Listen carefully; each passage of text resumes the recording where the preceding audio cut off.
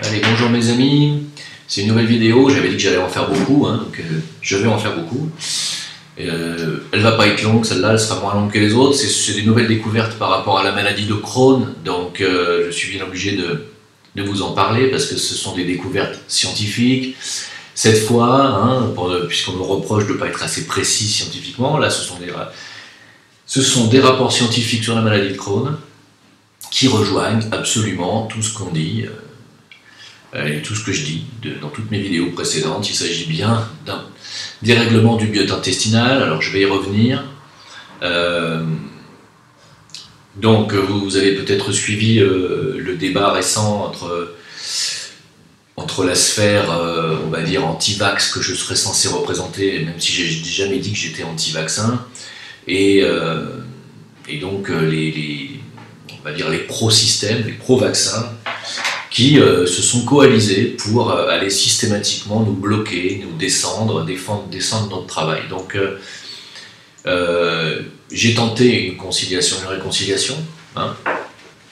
Je suis homme de dialogue, donc j'aimerais bien que d'autres détracteurs viennent parler en direct sur Discord, sur YouTube, qu'on puisse faire comme on a fait à l'improviste hier avec le jeune Gigantoraptor. Que je salue, je salue sa démarche encore une fois, il a été courageux, c'est très bien ce qu'il a fait, c'est pas la peine de le critiquer parce qu'il est fils d'eux, c'est pas de sa faute, on a les parents, on les choisit pas forcément, qu'est-ce que je veux dire? Donc, évidemment, juste avant de parler de la maladie de Crohn, juste pour dire que moi mon but c'est l'information, c'est d'ouvrir les portes pour que les personnes puissent aller se renseigner par elles-mêmes, voir si ce que je dis est vrai ou pas, parce que j'essaye d'apporter une autre vision des choses et une autre version des choses. Pourquoi? Parce que je suis sur le terrain, comme je disais hier dans le live, et que je suis entouré de gens qui sont sur le terrain depuis plus longtemps que moi, et qui font les mêmes constats et les mêmes conclusions que ce que je fais, intuitivement, sans être encore forcément autant sur le terrain que tous ces grands thérapeutes. Par rapport à la chaîne E-Pensée, je suis allé, bon je vais pas vous dire que j'entends des voix, mais j'ai été guidé vers cette vidéo, on m'a dit va là-bas, J'y suis allé, j'ai constaté que la chaîne E-Pensée faisait l'apologie de la vaccination, j'étais surpris, et intuitivement je me suis dit il a dû être payé pour ça, et j'ai donc posé la question sur son mur, combien as-tu touché pour faire cette vidéo? Et mon intuition avait vu juste, puisque M. Bruce lui-même m'a répondu à cette question. Il a dit qu'il avait effectivement été payé, que c'était une commande du ministère de la Santé. Donc, une commande pour lui faire un travail bien orienté, en ne questionnant que des spécialistes orientés, bien entendu, des gens qui travaillent pour la pharmacie. Il n'a pas été faire une enquête indépendante sur des détracteurs et sur des gens qui ont un autre discours. Quand on dit qu'il n'y a pas de lien entre l'hépatite B et la sclérose en plaques, il y a M. Jean Droc qui m'a signalé très gentiment sur le live d'hier soir, qui a fait un commentaire et qui m'a dit que le laboratoire Merck a été condamné aux États-Unis justement pour la mort d'un enfant qui a été vacciné contre l'hépatite B et qui est mort d'une sclérose en plaques peu de temps après. Donc il y a bien entendu des précédents, il y a des condamnations bien entendu.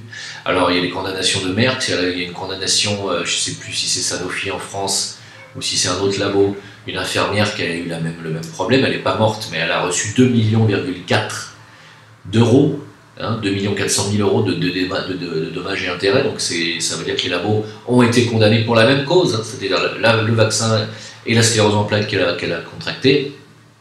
Ce qui veut dire que même s'ils ne reconnaissent pas scientifiquement, ils ne vont pas sortir les rapports scientifiques. Ces rapports-là sont bloqués, vous ne les verrez pas. Ils ne vont pas vous dire que scientifiquement il y a effectivement ce lien, que le lien entre la sclérose et l'hépatite est avéré. Ils reconnaissent quand même sur le plan de justice qu'il y a quand même un préjudice. Et ils condamnent. Ils condamnent, mais le lien de cause à effet n'est pas, non pas reconnu, mais n'est pas avoué. Pourquoi? Parce qu'ils savent très bien que s'ils commencent à le reconnaître, ils sont morts. C'est des centaines de milliers de personnes qui vont demander réparation. Ils ne peuvent pas reconnaître. Ils ne peuvent pas, ça va leur coûter une blinde. Et comme ils ont mis l'hépatite B dans les 11 valences qui vont être obligatoires à partir du 1er janvier pour vos enfants, et sur les enfants de 2 mois, un enfant de 2 mois à qui on va inoculer le vaccin contre l'hépatite B, il faut le savoir quand même. Hein. Voilà. Je vous le dis, je vous le redis, parce que je sais que il y a encore la trollosphère qui va encore me mettre 70 000 pouces baissés sur cette vidéo avant d'avoir écouté ce que j'ai à dire. Et après, ils osent nous critiquer en disant que nous, on n'est pas des gens honnêtes. Hein. Et eux, ils mettent 70 000 pouces baissés avant d'écouter les 20 premières secondes de la vidéo. Là, il s'agit de faits avérés. Là, il s'agit de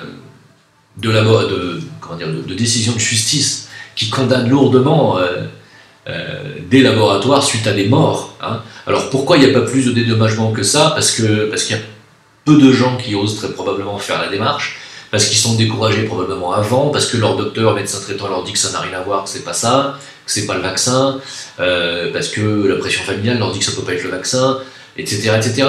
Mais si, c'est le vaccin. Hein. Si vous avez un proche qui meurt dans les 2 mois qui suivent une vaccination contre l'hépatite B par la sclérose en plaques, c'est que fatalement il y a un lien de cause à effet, surtout quand il a 35 balais, ou quand c'est pas normal. Hein. On n'attrape pas la maladie de Crohn non plus à ces âges-là. Alors je vais y revenir. Donc, puisqu'on nous demande, en fait, on nous reproche de ne pas être assez scientifique dans notre approche de la médecine et de la santé, et donc on nous reproche d'être des charlatans. Hein. Alors, j'ai été très précis, je suis allé chez Wikipédia, et j'ai été chercher la définition de charlatan, pour qu'on on sache bien de quoi on parle, puisqu'on me traite moi-même de charlatan, ce dont je me moque, hein, mais c'est juste pour mettre les choses au clair. Un charlatan est une personne qui pratique l'imposture, d'accord? Donc nous, dans notre cas, on n'est pas les imposteurs, on n'a rien à vendre, on essaye d'ouvrir les portes à une autre vision des choses. Alors, une personne qui pratique l'imposture ou un jeu de dupe envers autrui, je ne vois pas où nous on pratique un jeu de dupe, grâce à des trucages, on n'utilise pas de trucage, des déformations de la réalité. Ah bon, ok, éventuellement, ça, pourquoi pas? Sauf qu'il faudrait le prouver que nous déformons la réalité. Par exemple, via l'exploitation de biais cognitifs. Bon, très bien. Donc il faudrait qu'on vous fasse prendre des drogues avant de regarder nos vidéos, éventuellement. Ou alors par des falsifications en vue de gagner la confiance, généralement pour obtenir de l'argent ou tout autre avantage. Donc moi, tout ce que je fais, c'est gratuit. Je n'ai jamais demandé à qui que ce soit de me verser 1 centime, et ni d'ailleurs à venir me donner quelconque avantage physique ou moral. Voilà, donc un charlatan ne correspond en aucun point à ce que je fais. Hein. Donc il faut savoir de quoi les mots qu'on utilise ont une portée, hein, sachez-le. Alors, pour en revenir à la maladie de Crohn, on va mettre les points sur les i. Donc, je suis allé me renseigner sur le site maladiedecrohn.eu. Hein. Alors, maladiedecrohn.eu, si on descend un petit peu sur la première page et qu'on regarde quelles sont les causes pour l'interrogation, la maladie qui nous disent sur ce site, jusqu'à présent c'est la version officielle, l'explication officielle, scientifique, médicale, la cause de la maladie de Crohn reste inconnue. Voilà, c'est clair. Cependant, les chercheurs penchent vers le résultat d'une réaction anormale du système immunitaire de l'organisme. Bon. Donc, ils disent que c'est un dérèglement du système immunitaire, une réaction anormale du système immunitaire. Nous, c'est ce qu'on dit depuis des années, c'est ce que crient les naturopathes, c'est ce que crient les homéopathes, c'est ce que crient tous les gens qui s'intéressent sérieusement à la thérapie et qui, évidemment, sont des thérapeutes. Ce qui vient de se passer, ce que vous pourrez trouver sur le site bioinfosanté.fr, le résultat d'une étude récente américaine dans la revue American Science Translational Medicine, une étude récente, donc scientifique, nous dit que la maladie de Crohn serait due à un déséquilibre de la flore intestinale, le microbiote, résultant d'une enzyme bactérienne qui en serait à l'origine. Voilà. Donc, il s'agit en effet d'une enzyme bactérienne, donc c'est bien une bactérie. Donc, quand on dit qu'il faut soigner son terrain bactérien, vous en avez la preuve, encore une fois, sur une maladie qui est censée être auto-immune pour nos savants occidentaux, mais qui n'est pas auto-immune, enfin, qui est auto-immune par conséquence, c'est-à-dire que c'est un dérèglement du système immunitaire, effectivement, dû à une bactérie. Donc, quand on dit qu'il faut nettoyer le terrain vaccinal, et qu'on le dit depuis des années, on est à 100% dans la vérité, puisque ça vient d'être confirmé par une étude scientifique américaine. C'est bien une ou des bactéries, superposées les unes aux autres probablement, qui finissent par dérégler le système immunitaire et donc le microbiote, le biote intestinal, puisque le système immunitaire, vous le savez, est situé dans les intestins. C'est ce fameux biote intestinal qui est le garant de votre système immunitaire. Et quand on dit que prendre des antibiotiques veut dire ce qu'il veut dire, il s'agit bien de lutter contre le biote intestinal. Le but de la médecine chimique est peut-être de guérir les gens, je ne peux pas douter de ça, mais avec une approche qui est de remplacer votre biote, votre nature, votre système immunitaire par des produits chimiques et des produits externes et des effets externes à ce que vous pouvez produire vous-même. C'est pas du tout l'approche de la naturopathie, c'est pas du tout l'approche de la médecine chinoise qui prône que nous avons tout en nous-mêmes pour être nous-mêmes les garants de notre bonne santé. Donc ce sont deux approches littéralement différentes de la vision de la santé humaine et ce sont deux approches qui malheureusement s'opposent parce qu'il n'y a pas assez de recherche, il n'y a pas assez d'études scientifiques sur tous ces sujets-là. Là, je suis d'accord avec Gigantoraptor, il faut faire des études scientifiques, moi je suis d'accord. Mais ce n'est pas aux thérapeutes de faire des études scientifiques. Ce n'est pas leur rôle. C'est aux scientifiques de faire des études scientifiques. Les thérapeutes font des thérapies. On ne peut pas expliquer toujours tout scientifiquement. Je veux dire, quand vous prenez un Doliprane et que ça vous passe votre mal de tête, vous n'expliquez pas scientifiquement pourquoi. Vous savez que c'est du paracétamol, mais vous ne savez pas ce qui se passe ensuite. C'est pas pour ça que vous allez arrêter d'en prendre. C'est pas parce que les choses ne vous sont pas expliquées scientifiquement que vous ne les faites pas, et que vous savez pas que ça marche, d'accord? Donc l'explication scientifique, elle est jolie quand elle confirme ce qu'on dit, mais quand il n'y a pas d'explication scientifique et que ça marche quand même, ça ne veut pas dire que c'est du charlatanisme. Ça marche. Pourquoi? Aux scientifiques de nous expliquer pourquoi. On ne sait pas. On sait que le corps répond à l'énergétique. On sait que le corps est fait d'énergie. Et ça, si vous me dites que c'est de la foutaise, là, pour le coup, vous êtes contre la science. Parce que c'est la science qui a démontré que nous sommes faits de cellules, qui sont faits de molécules, qui sont faits d'atomes. Et tout le monde sait que les atomes sont de la pure énergie. Donc, nous sommes des êtres énergétiques, clairement. Notre système intestinal, notre biote intestinal et notre système immunitaire, c'est un système cellulaire. C'est un système cellulaire composé d'atomes, donc fatalement. Et donc, c'est un système qui répond à l'atomique sur le plan atomique, si je puis dire. En occultisme, on l'appelle le plan atomique. Donc, pourquoi l'homéopathie fonctionne? Je me répète, parce que l'homéopathie véhicule une information. Cette information est parfaitement comprise par notre système atomique, justement, qui compose le biote intestinal. C'est comme s'ils recevaient un message direct. Ils comprennent cette information. Cette information contenue dans l'eau, à la base de l'homéopathie, qui avait à la base contenu l'information. Et effectivement, quand on dilue au-delà de 12 CH, quand on est au-delà de 12 CH, il n'y a plus du tout de principe actif dans l'homéopathie. Parce qu'on a atteint à ce moment-là un nombre de milliers de dilutions, qui est ce qu'on appelle le nombre d'Avogadro. Et effectivement, au bout de 12 CH, quand on dilue encore plus, il n'y a plus du tout de principe actif, il ne reste plus que l'énergie, que l'information, si vous voulez. On est dans la vibration pure et simple, énergétique bien sûr. Donc, voilà comment fonctionne notre système immunitaire, et plus la dilution est haute, plus le système immunitaire va aller travailler en profondeur. Alors, je ne peux pas vous expliquer comment ça fonctionne, parce qu'il n'y a pas d'études scientifiques sur ce que je viens de vous dire. Et s'il y en avait, peut-être qu'il y en a, je ne peux pas être aussi catégorique comme ça, s'il y en avait, elles ne vous seraient pas données.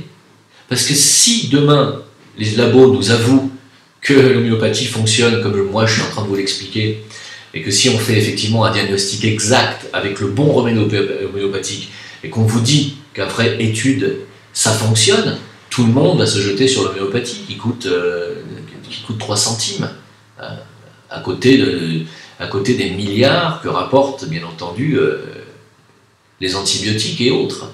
Hein. Donc, encore une fois, vous voyez, la science nous donne raison. Et si elle ne nous donne pas encore raison sur tout le reste, c'est parce que, eh bien, elle n'a pas encore fait des études et qu'elle n'a peut-être pas aussi les outils technologiques nécessaires pour qu'elle puisse aller faire des recherches sur ce que je suis en train d'avancer sur l'énergétique. Hein. Comme je disais hier dans le live, il est pour l'instant impossible de démontrer scientifiquement l'existence de la vie après la mort parce que nous n'avons pas les outils technologiques pour ça. Voilà. Donc, dire que nous débitons des conneries, eh bien c'est mal poli, c'est mal élevé, et c'est un signe d'un manque d'ouverture d'esprit. Dire que nous n'avons pas une approche scientifique, c'est peut-être vrai, même si nous essayons. Hein. Et dire que nous sommes des charlatans, c'est de la diffamation. Hein. Donc, moi, encore une fois, j'invite tout le monde à venir parler. Voilà. Si ça vous plaît, si vous trouvez que c'est joli, que c'est un but dans votre vie d'aller mettre juste des pouces rouges avant d'écouter simplement les 20 premières secondes d'une vidéo, ben continuez. Hein. Et puis, je m'inscris dans une démarche de conciliation, de réconciliation, de partage des informations. Si vous êtes cartésien et que vous n'entendez pas ce que je dis, mais que vous voulez quand même, parce que par curiosité, essayer de comprendre, vous êtes les bienvenus. Si vous êtes scientifique et que vous essayez d'avoir une autre approche ou nous expliquer des choses, vous êtes les bienvenus. Et si vous êtes dans notre camp, si je puis dire, et que vous avez quand même envie d'apprendre des choses et de pouvoir expliquer le pourquoi du comment aux autres, afin de pouvoir vous aussi partager l'information, vous êtes les bienvenus, bien sûr. Hein. Donc, moi je dis, il n'y a que le dialogue qui fera avancer les choses entre les parties opposées. Sur le live d'hier, j'avais bon espoir, je me suis dit, puisque je fais quand même parler l'un des meneurs de cette organisation qui veut absolument nous casser la gueule à coups de pouces baissés, je me suis dit, ils vont mettre des pouces levés. Ben, ils sont quand même allés se précipiter pour mettre des pouces baissés, tandis que leur chouchou parlait. Donc ils ont mis des pouces baissés sur leurs propres représentants. Donc on n'a pas affaire à des gens qui sont prix Nobel, là c'est clair. Bon, en tout cas, je vais continuer dans cette démarche. J'espère qu'en face, il en sera de même. Allez, j'ai encore beaucoup de choses à vous dire. À plus tard.